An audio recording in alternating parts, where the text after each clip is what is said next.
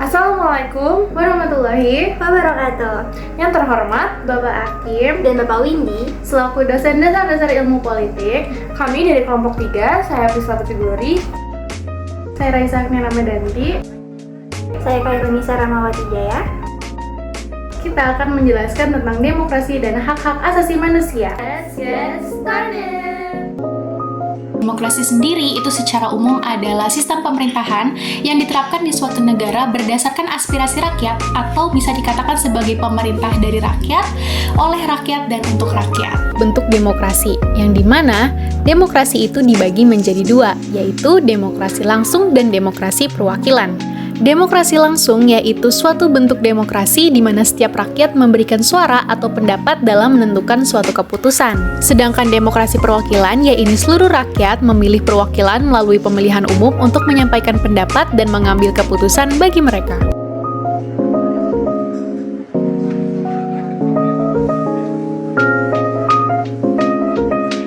Perkembangan dan pelaksanaan demokrasi di Indonesia. Hal ini terjadi ketika Indonesia sudah merdeka dan menjadi negara yang berdaulat. Para pendiri negara melalui UUD 1945 menetapkan bahwa Indonesia menganut sistem demokrasi yang dimana kedaulatan berada di tangan rakyat. Kemudian pada masa revolusi dikatakan belum berjalan dengan baik karena Indonesia masih berjuang menghadapi Belanda yang ingin kembali merebut Indonesia. Pada masa liberal menyesuaikan dengan UUD 1950, namun hal ini terbukti bahwa kita meniru sistem Eropa Barat yang dikatakan kurang sesuai jika diterapkan di Indonesia. Ciri-ciri demokrasi liberal juga antara lain presiden dan wakil presiden tidak dapat diganggu-gugat dan yang lainnya. Hal ini dinilai gagal karena disebabkan dominannya partai politik, landasan sosial ekonomi yang masih lemah dan yang lainnya. Dan tersebut, presiden akhirnya mengeluarkan dekret presiden. Pada masa demokrasi terpimpin, yang dimana seluruh keputusan serta pemikiran berpusat pada pemimpin negara diberlakukan setelah dikeluarkannya dekret presiden. Terdapat beberapa penyimpangan, salah satunya mengaburnya sistem kepartaian dan berakhir dengan terjadinya G30 SPKI.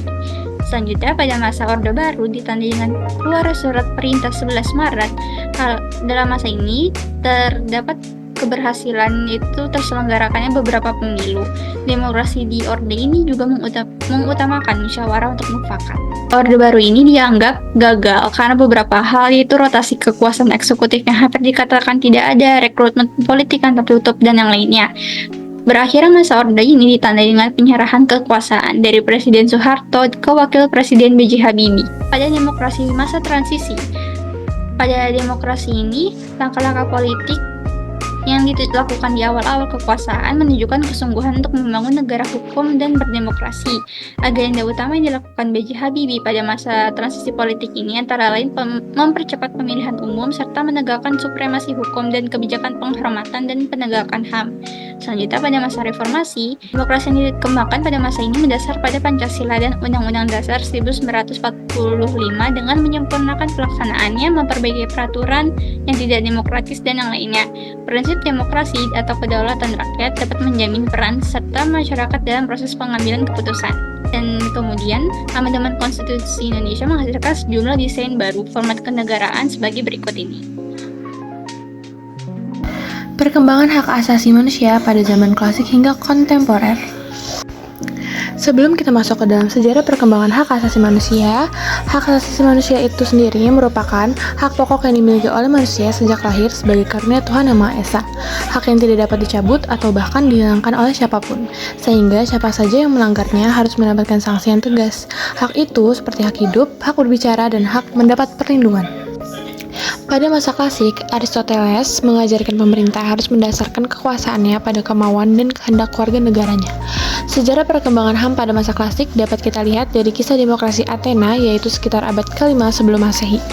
Di Athena, konsep demokrasi ini berpartisipasi dalam pemilihan dan perdebatan publik. Meskipun pada zaman ini hak terbatas hanya pada pria dan tidak berlaku untuk wanita, budak, ataupun orang asing. Athena merupakan bentuk demokrasi langsung di mana warga negara secara langsung terlibat dalam pengambilan keputusan. Semua warga negara pria dewasa dapat berpartisipasi dalam rapat umum dan memberikan suara dalam keputusan yang penting. Hal ini memberikan contoh awal tentang bagaimana sistem pemerintah dapat melibatkan warga negara secara langsung dalam proses pengambilan keputusan. Masuk ke dalam masa modern, HAM diadopsi oleh Majelis Umum PBB pada tanggal 10 Desember 1945, yaitu DUHAM adalah dokumen kunci yang menyatakan hak-hak dasar yang harus dilindungi bagi setiap individu di seluruh dunia. Dokumen ini mencakup hak-hak seperti hak untuk hidup, kebebasan berpendapat, perlindungan hukum, dan untuk tidak mengalami penyiksaan. DUHAM terdiri dari 30 pasal yang mengatur berbagai hak asasi manusia. Beberapa pasal utamanya adalah pasal 1, yaitu semua manusia dilahirkan bebas dan setara dalam martabat dan hak. Pasal ketiga, setiap orang berhak atas hidup, kebebasan, dan keselamatan pribadi. Pasal kelima, tidak seorang pun akan dikenakan penyiksaan atau perlakuan atau hukum yang kejam, tidak manusiawi, atau merendahkan martabat. Pasal ke-19, setiap orang berhak atas kebebasan berpendapat dan berekspresi. Dan pasal 21, setiap orang berhak untuk berpartisipasi dalam pemerintahan negaranya, baik secara langsung maupun melalui wakil yang dipilih. Pada masa modern, DUHAM menjadi dasar bagi berbagai konvensi internasional untuk menilai pelanggaran hak asasi manusia dan untuk memberikan keadilan bagi korban. Masuk ke dalam masa kontemporer, hak asasi manusia pada masa kontemporer mencakup perkembangan dan tantangan di dunia saat ini. Dengan kemajuan teknologi informasi, hak atas privasi digital, perlindungan data pribadi, dan kebebasan berekspresi di ruang digital menjadi isu yang penting. Isu-isu seperti pengawasan massal, kebocoran data, dan penyalahgunaan informasi yang memerlukan perhatian khusus. Tantangannya merupakan seperti krisis pengungsi dan migrasi, yaitu pengungsi dan migran sering menghadapi perlakuan tidak manusiawi. Yang kedua ada diskriminasi dan kesetaraan. Kemudian kekerasan dan konflik, seperti konflik bersenjata, terorisme, dan kekerasan politik. Kemudian hak buruh dan kondisi kerja, yaitu isu-isu terkait hak buruh, termasuk upah yang adil, kondisi kerja yang aman. Dan yang terakhir adanya ketidaksetaraan global.